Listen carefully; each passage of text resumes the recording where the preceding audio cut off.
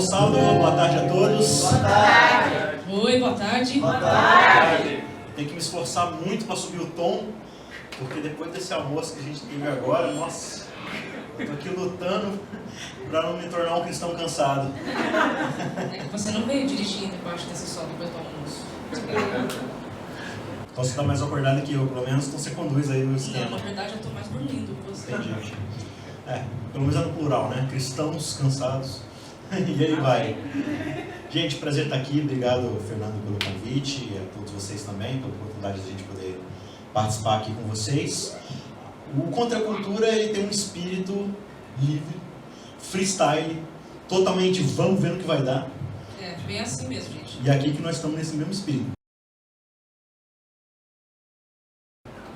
Eu conheço Contra a Cultura como podcast, então eu sempre ouço bastante. Eu queria saber como começou isso. Começou com um podcast, começou com um programa de rádio, canal no YouTube. Como vocês começaram e de onde veio a ideia de fazer isso? Ele começou realmente, na verdade, foi uma dupla. Assim, a gente pensou em fazer um podcast / programa de rádio, né? A Novo Tempo sempre teve a tradição de fazer bons programas na rádio, né? Mas ainda ninguém tinha tentado no Novo Tempo fazer algo que fosse também pensado no formato podcast. Acaba que limita um pouco o formato, porque o podcast ele tem um espírito realmente mais livre, é uma conversa mais informal, né? Você não tem exatamente aquelas métricas de rádio, mas como foi também pensado para programa de rádio, então ele tem algumas limitações, como o tempo, né? Como a postura de determinada forma, mas a gente tentou ali fazer uma coisa mais híbrida possível para poder atender os dois públicos, né? E de começo não tinha nada a ver com o YouTube, a gente não tinha nem pensado em fazer vídeo, tanto que lá no canal você não vai achar os primeiros episódios, né, no próprio canal, você só vai achar acho que do 30 e poucos lá pra frente, não sei. Mas a grande ideia, eu e a Bianca na época, a gente sentou e falou assim, cara, não tem nenhum podcast aqui no Novo Tempo, e ainda mais um no formato da gente sentar e ter um bate-papo assim dentro de uma cosmovisão mais cristã, né? Ou é uma coisa estritamente evangelística, que tem tudo um propósito de ser um estudo bíblico mais linear ali, uma coisa mais preparatória e tudo mais, ou são pregações, né? Ou é uma coisa assim, completamente variedade, saúde, educação e tudo mais. A gente falou assim, cara, como seria se a gente sentasse e, da mesma forma como você senta, assim, por exemplo, numa lanchonete ou em algum lugar com seus amigos, falou assim, vamos falar do futebol, vamos falar da novela, do filme, vamos falar da atualidade. Como seria se a gente sentasse e falasse assim, vamos bater um papo sobre a Bíblia? Não sei, o que você quer falar hoje? Vamos falar sobre tal assunto. E começa a conversar, né? Tanto que a gente não tinha roteiro, a gente não tinha pauta, não tinha nada. A gente trazia a nossa mente, trazia a Bíblia, falava assim, o que vai sair aqui? Né? Não que a gente não se prepare no sentido de estudar a Bíblia, né? Não é uma coisa de qualquer jeito. Mas não é uma coisa assim, de sentar e calcular, falar assim, vamos começar aqui, vamos chegar aqui, vamos terminar aqui. Não, é como qualquer uma outra conversa. Né? Tanto que às vezes a gente termina o Contra a Cultura e não tem exatamente um fechamento, né? Mas a gente bateu papo, discutiu, e aí o programa foi crescendo, foi ganhando espaço, e algumas pessoas começaram a pedir para postar no YouTube. E aí no começo eu trouxe uma câmerazinha lá, tipo uma GoPro, coloquei, a coisa foi crescendo e foi tendo mais espaço no próprio YouTube do que no podcast. E aí tomou conta do canal lá, o canal foi crescendo, foi ganhando mais inscritos também, não que seja, nossa, o tamanho desse canal, né? Mas às vezes eu fico impressionado porque o feedback que a gente tem fisicamente, nas igrejas, né, nos locais, é mais expressivo do que virtual. Eu tenho muito essa sensação. Às vezes eu acho que não estão contabilizando direito, porque a gente tem tanto feedback positivo, tanta coisa legal, tanta gente bacana que a gente conhece. Eu falo assim, gente, mas não tem isso tudo de gente acompanhando na internet, né? Então é sempre uma surpresa, é sempre muito agradável conhecer pessoas assim que têm essa paixão, essa diversão de olhar para a palavra de Deus e falar assim, cara, isso aqui não é só uma obrigação que eu tenho como cristão, isso aqui é algo que eu gosto para poder passar o meu tempo, né? E aí com o tempo a equipe foi mudando, né? Uns tiveram que viajar, outros saíram, e a gente teve um grande acréscimo aqui, que é a nossa querida Mayara Costa, uma pessoa muito estudiosa também. E aí no meio do caminho ela entrou, e do jeito que entrou... Ficou. Todo mundo saiu, restou quem? Resta, né? Só mais. Os últimos.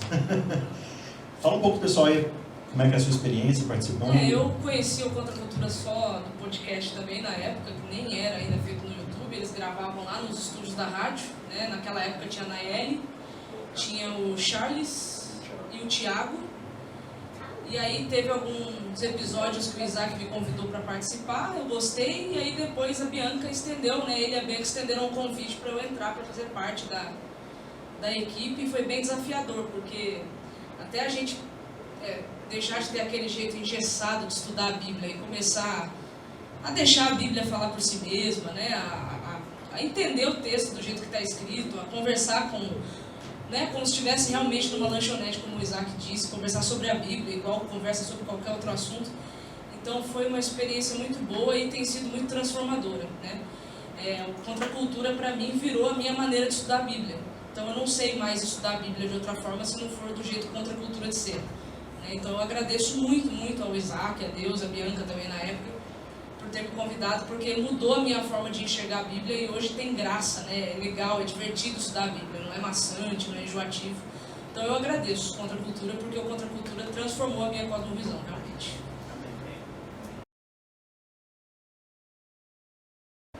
Primeiro eu queria saber se é um pouco baseado no antigo Biblecast, que tinha o podcast lá no Biblecast, se tem alguma coisa assim de inspiração neles, e por que cristãos cansados, a questão do cansado, o que significa o cansado para vocês? Porque acho que todo mundo tem um tipo de canseira, né? Mas para vocês, o que significa o cristãos cansados? Por quê?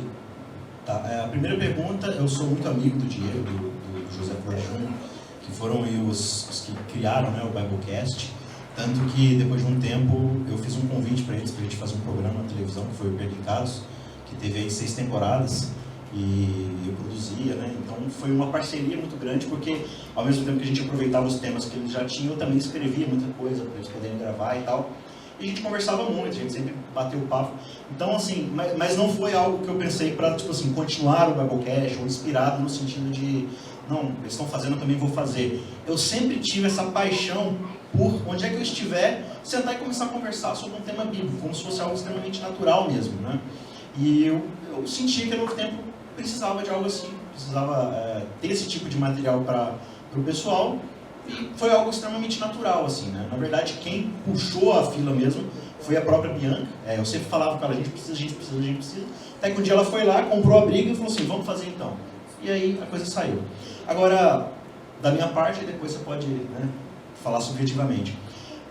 A grande ideia por trás desse nome, na verdade, eu estava uma vez refletindo sobre a história de Jesus, lendo toda a parte da paixão.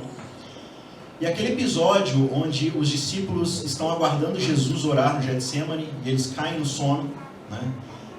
Aquilo ali me impactou demais, porque eu olhava para aquilo e falava assim, gente, mas como é possível você estar diante de uma das maiores batalhas cósmicas, o ambiente pesado, toda aquela tensão acontecendo e você ter paz de espírito para dormir no momento onde o seu mestre, a sua inspiração, mais, né, está precisando do apoio, está precisando da presença dos seus amigos ali, e não é uma vez, não é duas, são várias vezes que eles caem no sono. Eu ficava indignado com aquilo, só que quanto mais eu refletia nessa indignação, mais eu comecei a trazer isso para mim e pensar assim, nossa, mas olhando hoje para a minha realidade, parece que eu estou vivendo um sono, como se nada tivesse acontecido, como se Cristo não fosse voltar amanhã, né? Como se eu ainda tivesse muito tempo, como se todo o tempo do mundo ainda tivesse à minha disposição. E aí, quanto mais eu refletia, mais eu percebi que eu estava nesse torpor, de uma forma metafórica, né? E aí, uma vez estudando Romanos, eu cheguei no capítulo 13, e aí lá no verso 11 diz assim, já é hora de despertarmos do nosso sono, porque a nossa salvação está agora mais perto de nós do que quando no início cremos, né? E eu falei, cara, está na hora de acordar mesmo. E aí eu criei um blog, no Blogspot, lá nos idos de 2007, que se chamava, na verdade, Crônicas para Cristãos Cansados, onde eu criei uma espécie de diário, e eu ia estudando, e tudo que eu achava interessante, eu ia lá, escrevia, postava, tal. Era mais como um diário meu mesmo, pessoal, de reflexão, porque eu era esse cristão cansado, né? Ainda sou, na verdade, bastante. E aí a coisa foi tomando forma, foi ganhando espaço, foi crescendo, e aí na hora que eu fui transformar num site mesmo, eu falei assim, não dá para ser www.crônicas para cristãos cansados, né? Aí eu tirei o Crônicas, ficou só Cristãos Cansados, mas o subtítulo do site ainda é, já é hora de despertarmos do nosso sono, reticências. E aí Romanos 13, 11 ficou com essa filosofia de vida para mim, e é o que tem conduzido essa jornada, esse ministério. Para mim, cristãos cansados é aqueles cristãos que estão cansados do sufoco que às vezes a ortodoxia ou o tradicionalismo rígido e extremo traz, e aí vai sufocando a fé e vai cansando, vai perdendo o sentido de existir, E aí você se torna um cristão cansado de todas essas coisas e busca por um respiro, busca por uma novidade de vida. E aí quando você vai para a Bíblia, essa novidade de vida é o reino. Quando você descobre o reino de Deus na Bíblia, você percebe que existe todo um mundo, todo um modus operandi, toda uma forma de ser e de estar e de existir nova em Cristo. E que quando você olha para Cristo, todo esse peso que é colocado sobre os ombros, ele pode ser retirado e você pode ter uma nova vida com ele. Então, esse é o meu olhar sobre cristãos cansados. Boa tarde, meu nome é Marlene, Isaac e a Mayara. A minha questão é concernente o canal. A gente sabe que é bem desafiador, nesse mundo que a gente vive do imediatismo, você manter um canal ainda mais cristão. E vocês têm um número considerável de seguidores. Eu fui lá ver na página e de vez em quando eu assisto o vosso canal, que realmente é relevante. Aí eu queria saber quais são as metodologias que vocês usam para manter o vosso canal, tá ali, ser sempre visualizado, os jovens compartilhar, atingir esse público que está numa correria, que procura sempre algo que satisfaz o desejo até para estudar lição, para aprender esse público, para trazer eles mais perto de Cristo. Legal. Na verdade, assim, eu não tenho uma resposta quanto à questão da metodologia, porque a minha estratégia para o canal sempre foi o caos. Sempre foi não ter metodologia, na verdade. A grande tônica do meu canal é postar o que é relevante para mim. Então, assim, eu sou o primeiro interessado no que vai estar ali. É claro que, assim, o canal já teve algumas fases, né? No começo eu fazia algumas meditações, mas eu ainda estava aprendendo, então eu tenho vergonha um pouco de como era o conteúdo no começo, tanto que eu já apaguei, já tirei de lá.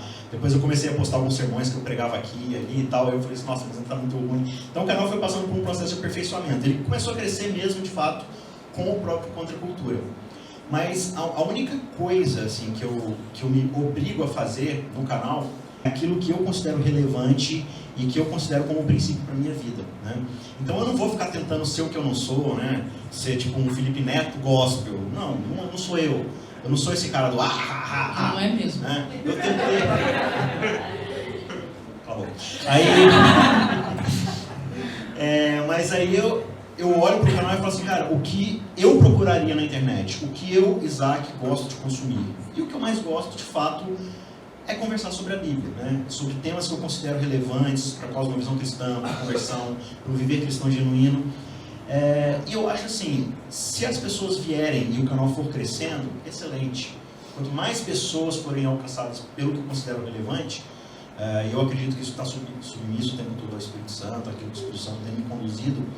Ótimo, excelente. Agora, eu também não vou, se o canal começar a diminuir e eu começar a perder os seguidores que eu tenho, falar assim, nossa, eu preciso parar, né, com conteúdo, trazer umas coisas mais superficiais, falar mais sobre experiência de vida, né, ou contar historinha, ou ficar trazendo coisa, sei lá, de cinema, ou coisa assim, de filme, de coisa, né, do cotidiano. Se não é isso que eu estou buscando, não é isso que eu vou oferecer. Então, assim, o site, ele começou com a minha agenda, com o meu diário de experiência cristã, né, de estudo da Bíblia. E é isso que eu vou levar até o fim, né? E é interessante que ao longo dessa jornada, que já vai aí para quase 12 anos, muita gente tem se juntado, né? Nesse cansaço, nessa jornada cansativa que é o planeta Terra, que é esse mundo de pecado. E eu recebo muito feedback positivo, falo assim, olha, seu conteúdo me abençoou muito. Pessoas que falam assim, olha, eu já tinha cansado de, por exemplo, ir para a escola sabatina, de ir para a igreja, estudar a Bíblia, mas eu ganhei um novo fôlego, um novo interesse de olhar para a Bíblia, né? Entender que é algo interessante, que é algo relevante, que é algo genuíno de se buscar, e é isso que eu preciso, né? Então, de fato, eu não tenho uma metodologia assim de eu preciso artificialmente criar um engajamento, né? Eu preciso de métodos para poder alcançar as pessoas, mas eu tenho percebido que muitas vezes esse mesmo método que é do ser super interessante, super legal, super cool, ele cativa a audiência por um tempo, só que sempre tem mais novidade. Sempre tem alguém que vai aparecer com um conteúdo mais da hora que o seu. E aí, se isso é o que você tem para oferecer, poxa, então eu prefiro ter uma audiência mais qualificada, mas genuinamente interessada no que eu tenho para oferecer, no que a Bíblia tem para oferecer, a partir da minha visão, da visão da Mayara, da visão da Vanédia, do que necessariamente ficar tentando conquistar algo por uma estética, por uma forma de apresentar, né? Então eu priorizo o conteúdo, eu priorizo a qualidade do conteúdo, pelo menos para mim, e quem vem juntando, quem vem agregando, excelente. No entanto que vocês que acompanham aí o Contra a Cultura, vocês sabem, o conteúdo ele é praticamente 100% bíblico. Não tem assim muita coisa de fora que use para poder conversar sobre os temas. E quando a gente senta para poder gravar, quanto tempo que a gente não gasta só para encontrar o título do episódio para depois começar propriamente dito a gravar, né? Eu acho que o grande desafio do Contra a Cultura é cativar, como você mesma disse, um público que é imediatista, por isso que a gente tem 27 minutos, né? 27 minutos para discorrer sobre o tema. Então esse é o grande desafio, porque às vezes o tema ele tem tantas coisas para serem ditas, tantas coisas para se aprofundarem mais, mas aí não dá, porque 27 minutos é 27 minutos. Né? Mas o conteúdo é 100% bíblico, então essa é a diversão, é explorar o texto bíblico o máximo que dá para o texto bíblico ser explorado.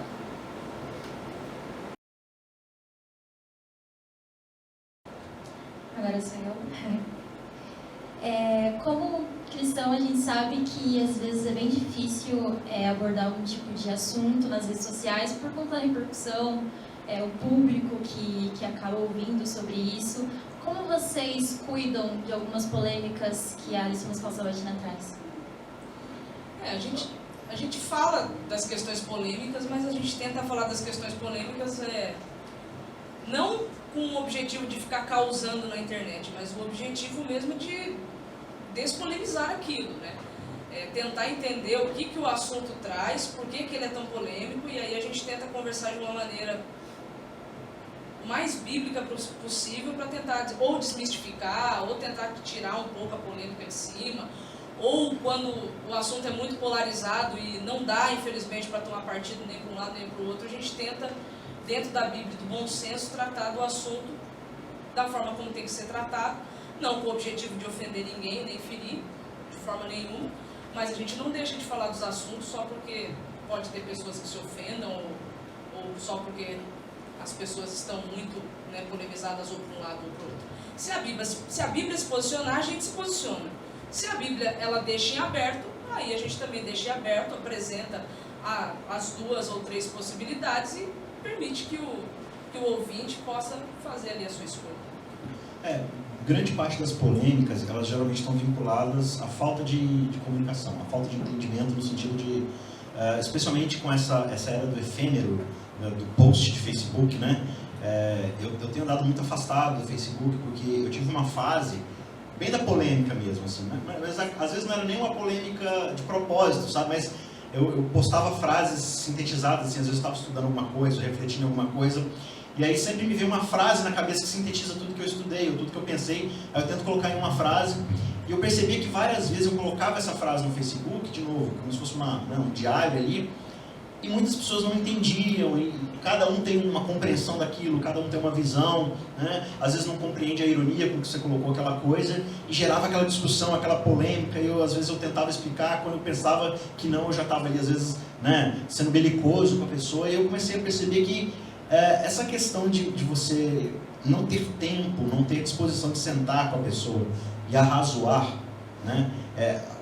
A rede social é muito disso, né? É acelerado, ninguém tem tempo para ninguém. A rede social, todo mundo tem algo a falar e ninguém tem nada a escutar, né? Todo mundo tem sua opinião para dar e ninguém quer discutir, ninguém quer pensar um pouco, refletir, falar assim, nossa, o que você falou é interessante, eu não tinha pensado nisso, eu preciso refletir.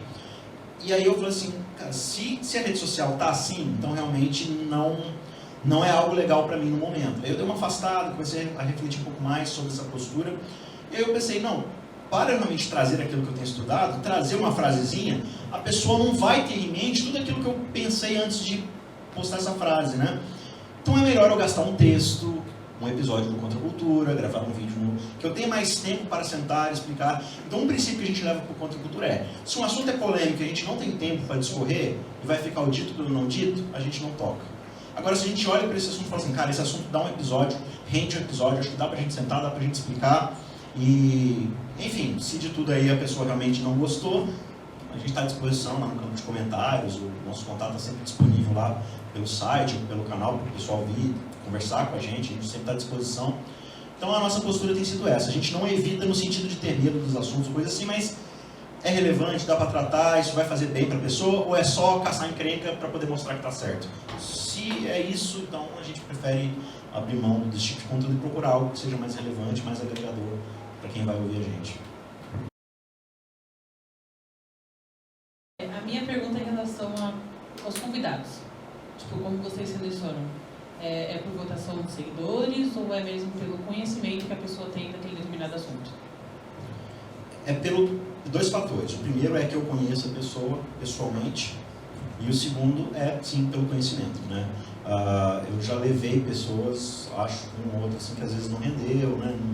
Não ficou tão legal, mas geralmente eu prefiro priorizar a pessoa que eu conheço. Então, por exemplo, a Mayara. Mayara eu levei a primeira vez, né? A gente convidou, já conhecia a Mayara, já tinha ouvido ela pregar, a gente tem uma amizade de antes do Contra Cultura ainda, então já conheço a pessoa.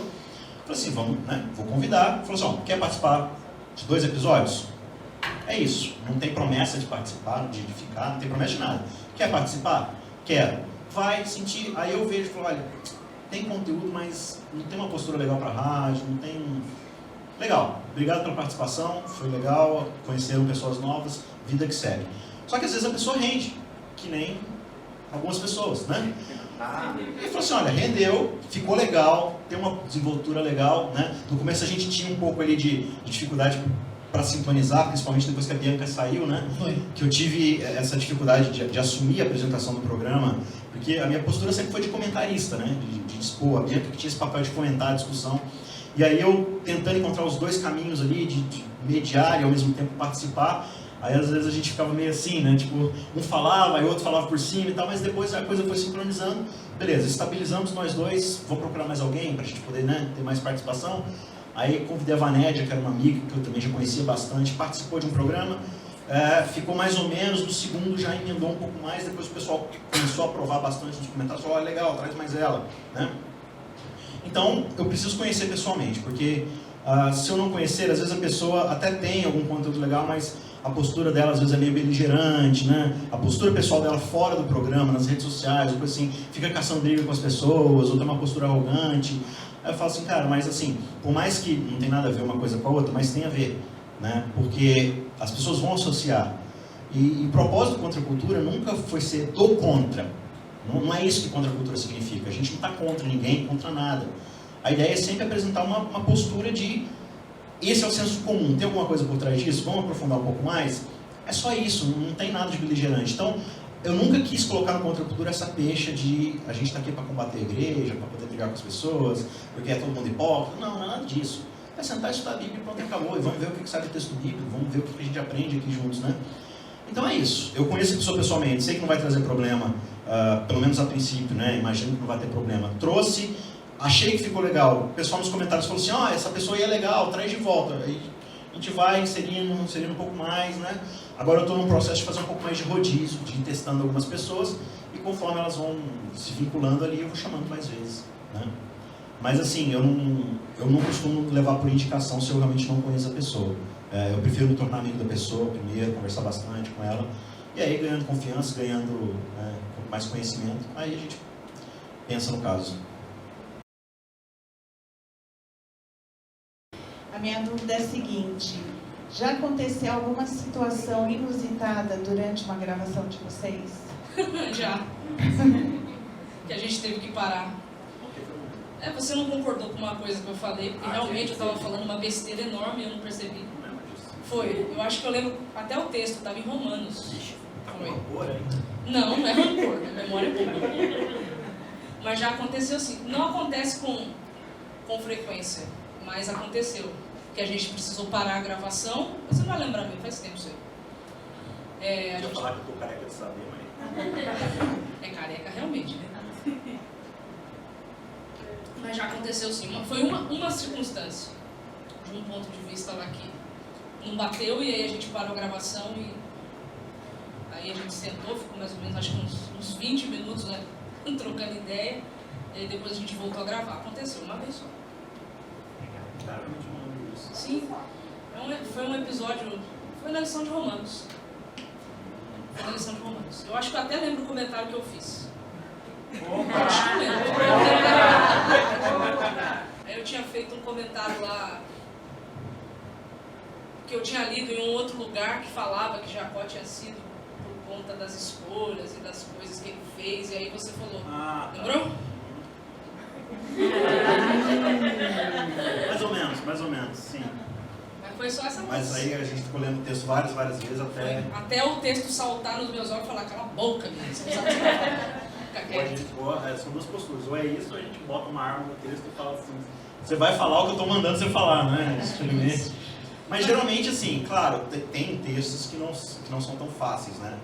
Mas principalmente nos textos que são mais dissertativos, argumentativos, se você ler com calma, se você ler prestando atenção, se você ler respeitando as regras de interpretação, mesmo no português, pelo menos 70% você vai assim, conseguir entender o propósito ali. Às vezes tem uma nuance, tem alguma coisa que o autor está tentando te dizer ali, e a gente tem muito essa tendência de projetar no texto as nossas próprias ideias, até porque a gente não tem uma cultura de leitura, né? Principalmente do texto bíblico.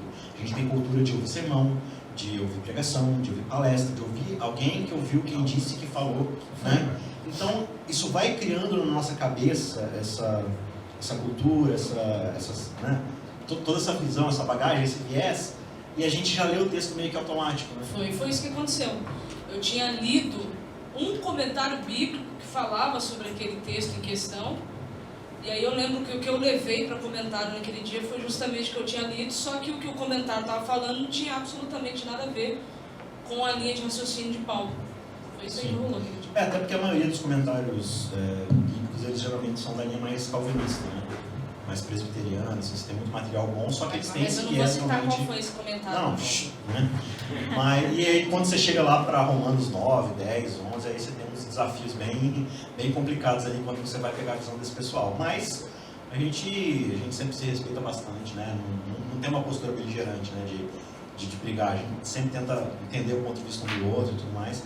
A Vanette já teve também desentendimento comigo no sentido de ela ter uma outra visão em relação ao que eu pensava, e a gente conversou, e daquela vez eu não sei se eu estava totalmente errado, mas eu entendi o ponto de vista dela e me abri a possibilidade. Eu disse, eu vejo a minha visão como parcialmente correta, a sua também está certa, vamos refletir um pouco mais sobre isso. Né? Mas isso é o que tem de legal em você chega junto e fala. Entendeu? Uma vez eu postei um negócio no meu Face, foi no Face, né? Sim. Que Deus começou a dar BO com o pessoal que acompanhava Contra a Cultura. Eu fui olhar e falei, mas... Aí ele me pontuou que a foto que eu tinha compartilhado... Uma charge, né? Dava a entender isso. E tava todo mundo entendendo daquele jeito. Eu falei, mas eu não entendi assim, eu entendi B. Por isso que eu postei. Mas aí a gente conversou e eu sempre ouço muito o que o Isaac tem a dizer e penso, tá tudo certo. Eu não, brincadeira. Legal. As temporadas, quais foram a mais marcante e por quê? Acho que a gente está terminando a 14ª, é isso? Acho que vai para a 15ª, né? Já é a 15ª? Acho que o Daniel agora ano que vem vai ser a 15ª. Essa de Neemias a 14ª. Para mim, eu sou assim, eu sou aficionado por Paulo, né? É de longe o meu personagem preferido, mais intrigante, até pela sua relevância dentro da escritura bíblica, né? O Novo Testamento praticamente é Paulo ali, e os evangelistas, né? E uma outra coisa, então o pensamento filosófico de Paulo, sua clareza de raciocínio sempre me fascinou muito. Então, as duas temporadas específicas de Paulo ali, que foram em sequência, né? Romanos e Gálatas, para mim foi muito especial. Só que Romanos, ao mesmo tempo que foi uma das minhas preferidas, foi uma das que eu mais odiei, pelo fato de que não dá para estudar Romanos em 3 meses. É impossível. Você tem que gastar, às vezes, 1,5 capítulos, quase 2, num episódio de 27 minutos, para discutir Romanos. Tá louco? Né? Acho que o Romanos só no capítulo 1 daria para ficar o ano inteiro. Não, Paulo, assim, é uma pasta de WinRAR, sabe? Você descompacta e vai saindo coisa. O que me deixou triste foi isso, tem que ser extremamente sucinto, né, para poder discutir algo tão relevante quanto a carta aos Romanos, mas, enfim, é meu assunto de longe preferido, é o grande objeto de estudo que me fascina, então para mim acho que foi o meu preferido. Aí ficou difícil, hein? Eu tenho 2, eu gostei muito de Apocalipse e Gálatas. Na verdade, eu gosto muito quando Contra a Cultura vai para a linha expositiva, que é quando a gente pega livros da Bíblia para poder fazer os episódios, que aí você tem todo o material ali dentro dos livros da Bíblia. O duro é quando vem essas temáticas, tipo, nossa, nem lembro como foi, ruim para gravar, ruim, eu lembro, você sabe do que eu estou falando.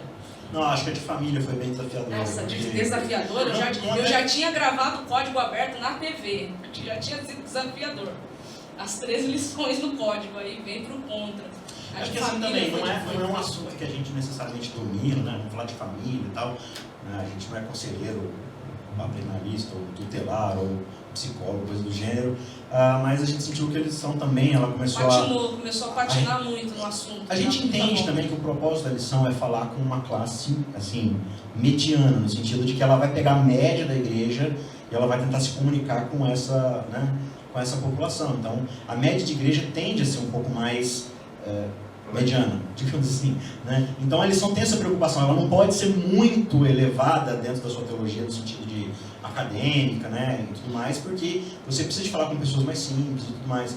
Então, às vezes, a gente fica querendo ir mais longe assim, e tal, e a gente tenta a medida do possível, mas como a gente percebeu que a lição estava dando muita volta, reforçando muita coisa, aí algumas a gente escolheu, assim, tinha uma lá para falar sobre conselhos dos pais para os filhos em provérbios. Aí a gente jogou o assunto fora e falou assim, vamos falar de provérbios.